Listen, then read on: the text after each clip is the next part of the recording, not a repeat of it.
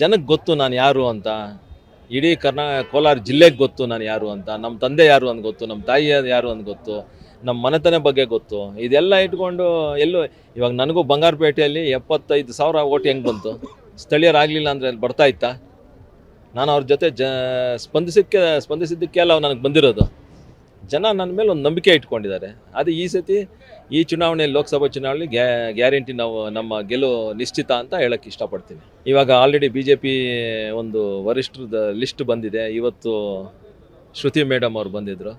ನಾಳೆ ಇವರು ಚಲುವಾದಿ ನಾರಾಯಣ ಸ್ವಾಮಿ ಅವರು ಬರ್ತಾರೆ KGFಗೆ. ಹಿಂಗೆ ಲಿಸ್ಟೇ ಕೊಟ್ಬಿಟ್ಟಿದ್ದಾರೆ 17 ದಿನಕ್ಕವರೆಗೂ.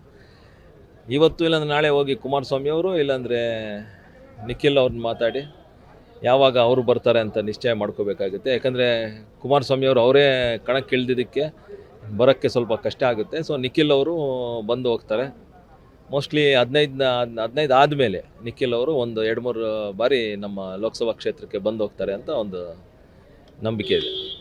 NDA ಅಭ್ಯರ್ಥಿಯಾಗಿ ನನ್ನ ಆಯ್ಕೆ ಮಾಡಿ ಪ್ರಚಾರ ಸುಮಾರು 4 ದಿನದಿಂದ ಮಾಡ್ತಾಯಿದ್ವಿ. ಸಮನ್ವಯ ಸಭೆಗಳು 6 ತಾಲೂಕುಗಳಾಗಿದೆ. ನಾಳೆ KGFಲ್ಲಿದೆ. ಏನು ಸಭೆಗಳಲ್ಲಿ ನೋಡ್ತಾ ಇದ್ದೀವಿ, JDS ಮತ್ತು BJP ಕಾರ್ಯಕರ್ತರು ಮತ್ತು ಮುಖಂಡರು ಒಗ್ಗಟ್ಟಾಗಿ ಬಂದು NDA ಅಭ್ಯರ್ಥಿನ ಗೆಲ್ಲಿಸಬೇಕು ಅಂತ ಏನು ಒಂದು ನಿರ್ಧಾರ ಮಾಡಿದ್ದಾರೆ. ಅದನ್ನು ನೋಡಿ ಭಾಳ ಖುಷಿ ಆಗ್ತಾಯಿದೆ. ಮತ್ತು ಗೆಲ್ಲುವುದು ನಿಶ್ಚಿತ ಅಂತ ಒಂದು ನಂಬಿಕೆ ಬರ್ತಾಯಿದೆ ನಮಗೆ. ಗೊಂದಲ ಯಾವುದೂ ಇಲ್ಲ, ಚಿಕ್ಕ ಪುಟ್ಟ ಗೊಂದಲ ಇದ್ದೇ ಇರುತ್ತೆ. ಅದನ್ನೆಲ್ಲ ಇದು ಮಾಡ್ಕೊಳ್ಳೋಕ್ಕೆ ನಮ್ಮ ನಾಯಕರಿದ್ದಾರೆ, ಅದನ್ನು ಅವರು ಬಗೆಹರಿಸ್ತಾರೆ. ಕಾಂಗ್ರೆಸ್ ಪಕ್ಷ ಅವರು ಮಾತಾಡಿದ್ದಾರೆ. ನಾನು ಸ್ಥಳೀಯ ಅಲ್ಲ ಅಂದರೆ ಇನ್ನು ಅವ್ರ ಕ್ಯಾಂಡಿಡೇಟ್ ಗೌತಮ್ ಎಲ್ಲಿಂದ ಬಂದಿರೋದು?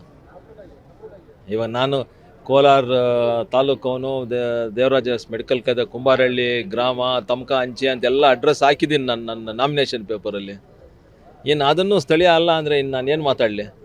ಇನ್ನು ಕೋಲಾರ ಬಂಗಾರಪೇಟೆ ಮಾತ್ರ ಕೋಲಾರ ಜಿಲ್ಲೆನಾ? ಕೋಲಾರ ತಾಲೂಕು ಬಂಗಾರಪೇಟೆ ಜಿಲ್ಲೆಗೆ ಬರಲ್ವಾ?